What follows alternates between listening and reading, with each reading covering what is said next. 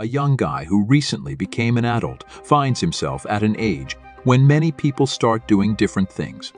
In some countries, it is already allowed to drive a car and drink alcohol, but our hero decided to start quite differently. He committed his first murder. One day, he met a young traveling companion on the street and offered him to come over to his house for a beer. When the fellow traveler decided to leave, our young man suddenly hit him on the head with dumbbells. Then he found a rope and decided to strangle the fellow traveler. This begs the question, what to do with the body? For starters, he decided to split it into pieces so that it would be easier to dispose of. Then he packed the pieces into garbage bags and threw them into the woods. And finally, he decided to preserve the head by putting it in the refrigerator. I know that my audience is the majority 75, are beautiful women, and 25 are strong men who are already over 35 years old. At this age, you already need to take care of the health of your teeth or even just carry out preventive maintenance. A recent study put out in the Springer Nature publication found that people who have good teeth have a high population of good bacteria in the mouth. Inside each ProDentim, you will find 3.5 billion probiotics, along with 3 unique ingredients that are clinically proven to support the health of your teeth and gums. The link is in the video description, and there is a special discount for you using my link. Good luck to everyone and continue to watch the video. James Dahmer, better known as a bloodthirsty rapist and brutal flesh-eater, is the protagonist of today's crime story. Born in 1960 in Milwaukee, USA, this man was mentally unstable since childhood. He conducted his bloody experiments on defenseless animals, be it a harmless dog or a small kitten. Surprisingly, his strange behavior did not embarrass anyone, including his parents, who, on the contrary, encouraged his curiosity, considering him a potential scientist. Oddly enough, the father of the family himself, Lionel Herbert Dahmer, was a doctor of chemistry, fully immersed in the study of science, while the mother, Joyce Dahmer Flint, was an eccentric and extremely sensitive woman who demanded constant attention. She suffered from the lack of attention from her busy working husband. While in high school, Jeffrey's parents divorced. This event greatly affected the teenager and disrupted his usual way of life. Starting from this period, he began to drink alcohol. Gradually, he committed another murder. He killed a hitchhiker. This first murder caused him panic. He did not know what to do next. Jeffrey then went to college in the state of Ohio. At that time, all his relatives hoped that he could become normal and adapt to life. However, a year after enrollment, he was expelled from college for his constant addiction to alcohol and negative attitude towards others. When his father found out about this, he was terribly angry with his son and had no idea what to do with him. Eventually, the father made every effort so that his son could get into the army and become a military doctor. 6 months into his service, Dahmer was caught up in a new scandal. 2 soldiers accused him of drugs and rape, but somehow the case did not go to trial. In 1981, Dahmer was recognized as unfit for military service and suspended from it. Afterward, his disgruntled father sent him to his grandmother's house in Wisconsin for re-education. In the basement of her home, most of the horrific crimes were committed by a serial killer. Dahmer, recalling the past, recounted his attempts to create living zombies using sulfuric acid and a drill, but the results were unsuccessful. His goal was not to kill, but to completely subjugate and control a certain person so that he would always do his will without considering his own desires. If we look at the number of murders committed by Dahmer, according to official figures, he killed 17 people. 16 of them resided in Wisconsin and 1 in Ohio. The first murder was committed in 1978 and the last in 1991. But how could Jeffrey draw his attention to his victims? He would not kill them right in front of people.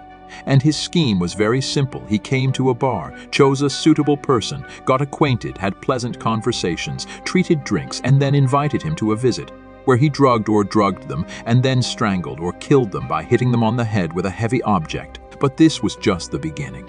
The corpses were further subjected to violence, then dismembered after fragments of bodies maniac immersed in acid or chemicals where they dissolved.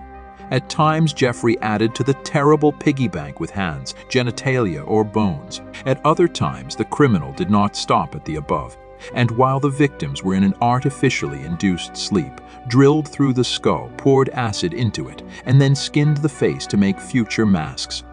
He recorded everything he did with a camera. Jeffrey's father once wanted to check on his son after sending him to his grandmother. He took a vacation and decided to come and check on his son. After he arrived, he could not understand where his son was, and his grandmother said that he always goes somewhere in the evening and comes with someone, but never saw and did not communicate personally with these people and did not see them go out. Jeffrey was always in the basement of her house in the evening for some reason, says the grandmother. The father said that he would talk to Jeffrey. After the father waited for his son, he went down to the basement with him, although his son was adamantly opposed. The father accidentally found there a large dish with almost completely dissolved human body. But the guy managed to convince his parent that he was experimenting on animals. The next time a closed box was found, but the boy threw a real tantrum and refused to open it, considering it a violation of his personal boundaries. As it turned out later, the box contained the head and genitals of one of the victims. The father never managed to find out what was the reason for his son's hysterical behavior. The father eventually failed to communicate well with his son and went back to work, and promised his grandmother that everything would be fine. When Jeffrey already lived apart from his grandmother in the apartment, he got a job at the chocolate factory, as it is necessary to pay the rent of this apartment. And it was in this apartment Jeffrey got caught by the police in 1991. Dahmer invited Tracy Edwards to his place, with whom he also met after a day of work at the factory. After all the manipulations, the killer tried to handcuff him, but Edwards broke free and ran out into the street with handcuffs hanging from his left hand. He attracted the attention of two police officers who decided to go up to the suspicious apartment. There they found pictures of dismembered corpses and fragments of human bodies.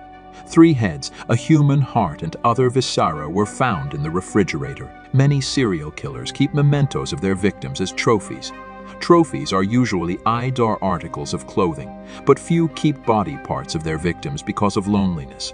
The average serial killer would have the good sense to try to mask the odor. "It's terribly inconsiderate," said Dr. Park Dietz, a forensic psychiatrist and consultant to the FBI Academy's Behavioral Sciences Division. The details of the crimes committed by the Milwaukee maniac left no one indifferent, and moreover subjected people to a real panic shock. After his grandmother kicked out the strange grandson, he rented an apartment on North 24th Street. In apartment number 213, he committed the subsequent crimes and kept the body parts in a refrigerator specially purchased for this purpose. After the murders were publicized, the building was scheduled for demolition. But someone got the idea to steal the door from the apartment with a sad story. The court found Dahmer sane and guilty of 15 counts of murder and sentenced him to 15 life terms, the equivalent of 957 years in prison. In 1994, Jeffrey Dahmer and another inmate, Jess Anderson, were bludgeoned to death in a prison shower room by Christopher Scarver, who was in jail for a double homicide in the series from Netflix dedicated to the legendary killer. The story is devoted not only to violent crimes, but also racial discrimination in America in the 1990s. In addition, the creators of the motion picture wanted to show the victims of the maniac, so that viewers in the first place to keep the memory of the dead people, not about Dahmer himself. However, Without Scandals did not do without